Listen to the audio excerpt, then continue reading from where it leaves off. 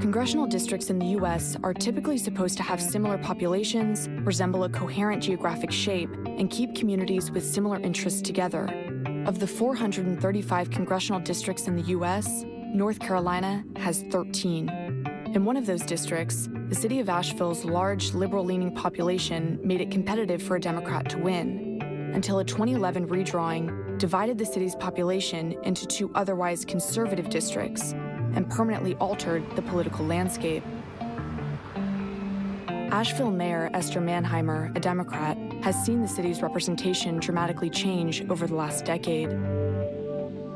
The political environment here is far outside of the average of North Carolina, I would say. After 2011 redistricting, how was Asheville affected? It was dramatically affected. Asheville used to have a congressional district that took in all of Asheville and all of western North Carolina.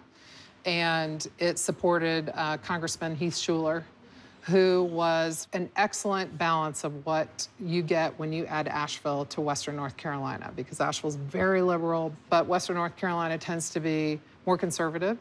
And then with redistricting by the Republican state legislature, Asheville was split into two very conservative congressional districts where there's no question these districts don't represent where Asheville is on the political spectrum. By splitting the city into two districts, Asheville's liberal population was absorbed by two other more populated conservative districts.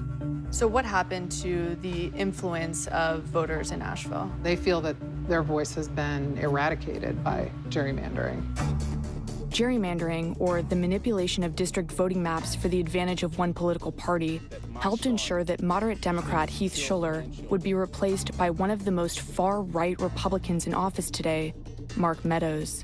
2012 is the time that we're going to send Mr. Obama home to Kenya or wherever it is. We're going to do it.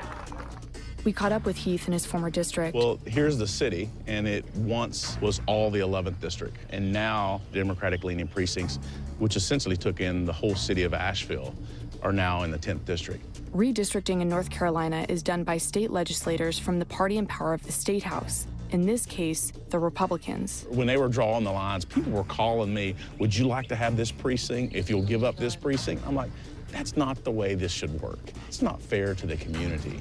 Let's draw these lines the way they should be drawn, based upon fairness. Stop the gerrymandering. The practice goes back to 1812, when Massachusetts Governor Elbridge Gerry's Democratic-Republican Party engineered district lines to help his own party make gains in the state Senate. A cartoonist satirized Gerry's voting district as looking like a salamander, and the term gerrymander was coined. Since then, voting districts have been drawn much more precisely. After 2010, Republican state legislators took over the redrawing process and have since been able to make 10 of the state's 13 congressional seats safely conservative, despite there being more registered Democrats than Republicans. This GOP success in North Carolina was actually a part of a broader and highly effective national strategy called Red Map. We spoke to its architect, Chris Jankowski. So you were the mastermind behind, I think, what will be known as a historic and the great 2011 gerrymandering, which is still in many ways dictating politics in our country. How did you decide to pursue that? Well, it really started after '08 and Obama's historic win, where he really shifted a number of political dynamics in the country. And so as Republicans, we were looking at, okay, what's the path back? And one of it was obviously, how do we get control of the U.S. House of Representatives? What is Red Map? Red Map is a strategic plan to pool money on the national level and invest it into the key state legislative races where there was going to be a redrawing of congressional lines based on the census data, and focusing on the states that were either going to lose a congressional seat or gain a congressional seat to have maximum impact. The direct results of the Red Map project on the state legislative level was to put Republicans at the table to draw the lines. People ask me about Red Map and wasn't it so unfair what you did? And I said, well, we took the rules that applied, we told them what we were going to do, and we did it. And we did it in a year that was obviously historic in itself.